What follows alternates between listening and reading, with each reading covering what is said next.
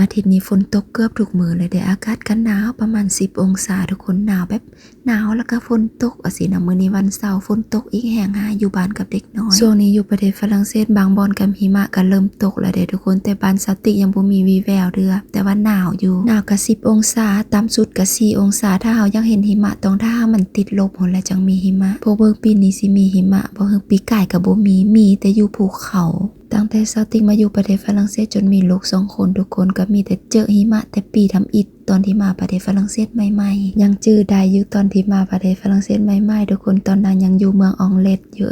แบบมื้อนั้นตื่นมาเช้ามาก็บ่มีหยังหนาวปกตินั่งกินกาแฟอยู่บ่นึงละฝนตกนั่งกินกาแฟก็เป็นเควินนั่งกินกาแฟสติกส่วนหลายสิกินแต่โอวัลตินฮ้อนแต่ว่าเควินละออกไปนอกออกไปแบบสูบยาสติกอยู่ในเฮือนก็บ่ฮู้หยังละเควินเพิ่นบอกสติกออกมานี่แม่มาเบิ่งอันนี้เราบ่ได้บอกว่าหิมะตกเราบอกแต่ว่าออกมาเบิ่งเพิ่นอยากสู่ภัยเมียเพราะว่าตอนนั้นหันทุกๆเช้าสติกสิตื่นขึ้นมาแล้วก็เปิดปองยามอยากเห็นนะทุกคนก็ความฝันอยากเห็นหิมะตก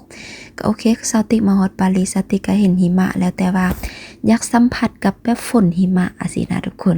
แล้วแหละมื้อนั้นแล้วก็ฝนตกมาทำอิฐมันก่อนหิมะสิตกเป็นฝนตกก่อนทุกคนเป็นฝนตกเป็นมักเห็บนะทุกคนแล้วบัดนั้นล่ะก็